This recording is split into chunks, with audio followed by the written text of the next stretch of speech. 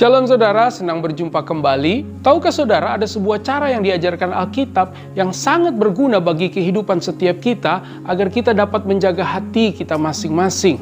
Menjaga hati adalah sebuah tindakan yang sangat penting sebab menjaga hati merupakan bagian dari apa yang Alkitab katakan, yaitu tentang mengerjakan keselamatan yang sudah Tuhan anugerahkan kepada kita melalui Kristus. Mengapa kita harus menjaga hati? Yang pertama, karena hati kita adalah kehidupan kita yang sejati. Kita tentu sudah mengetahui bahwa segala yang terlihat dari kehidupan kita itu berasal dari dalam hati. Alkitab mengingatkan bahwa hati kita adalah pancaran dari kehidupan. Yang kedua, karena hati kita adalah wadah bagi iman, pengharapan, dan kasih. Iman, pengharapan, dan kasih adalah tiga kesatuan karunia Allah yang begitu sempurna. Setelah kita diselamatkan, maka yang Tuhan perbaharui, yang Tuhan benarkan, dan yang Tuhan kuduskan bagi kita adalah hati kita oleh Roh dan firman-Nya. Yang ketiga, karena Tuhan selalu melihat hati. Jika manusia hanya bisa melihat rupa, maka Tuhan sanggup melihat sampai kedalaman dan dasar hati kita.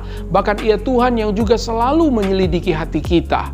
Nah, kembali ke pokok pembahasan kita. Cara apakah yang diajarkan Alkitab sebagai upaya untuk menjaga hati? Mari kita melihat Yakobus 1 ayat 22 sampai 25.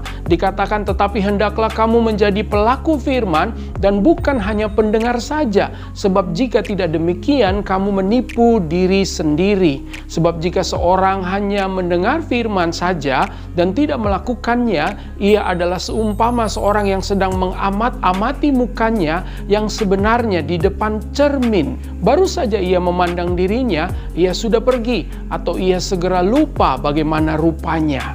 Tetapi barang siapa meneliti hukum yang sempurna, yaitu hukum yang memerdekakan orang, dan ia bertekun di dalamnya, jadi bukan hanya mendengar untuk melupakannya, tetapi sungguh-sungguh melakukannya, ia akan berbahagia oleh perbuatannya.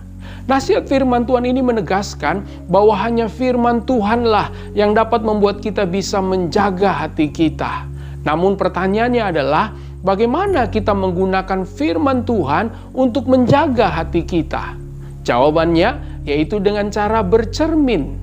Saudara, salah satu kegiatan yang pasti kita lakukan setiap hari adalah bercermin. Apa yang sebenarnya kita lakukan ketika kita bercermin?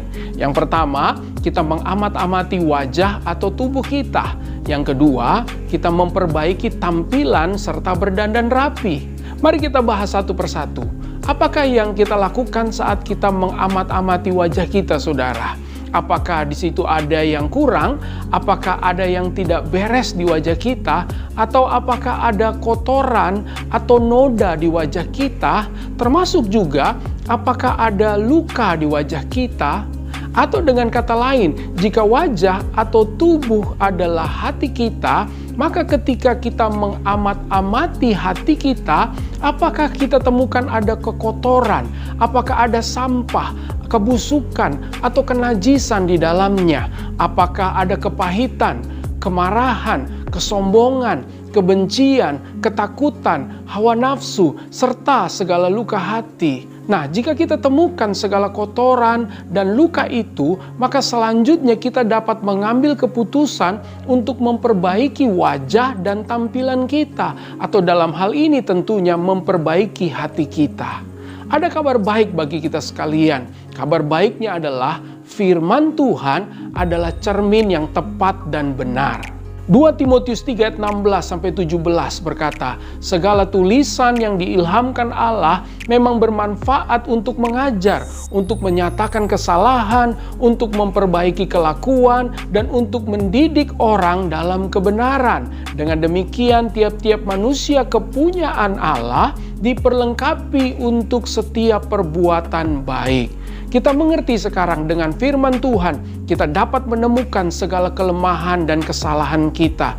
Dengan firman Tuhan, kita bisa melihat teladan Kristus yang dapat membuat kita menjadi sama seperti Kristus.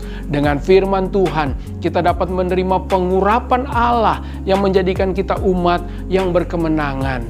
Nah, kita sampai pada kesimpulan kita, saudara. Teruslah bercermin, teruslah menjaga hati, sampai hati dan hidup kita diubahkan dan dibaharui selalu, sampai bukan diri kita lagi yang kita lihat, tetapi Kristus dan segala kemuliaannya. Seperti yang tertulis dalam Injil Yohanes pasal 3 ayat 30 yang berkata, Ia yang harus makin besar, tetapi aku harus makin kecil. Haleluya. Terima kasih saudara sudah menyaksikan video ini. Mari kita lanjutkan kehidupan kita yang berkemenangan bersama dengan Kristus.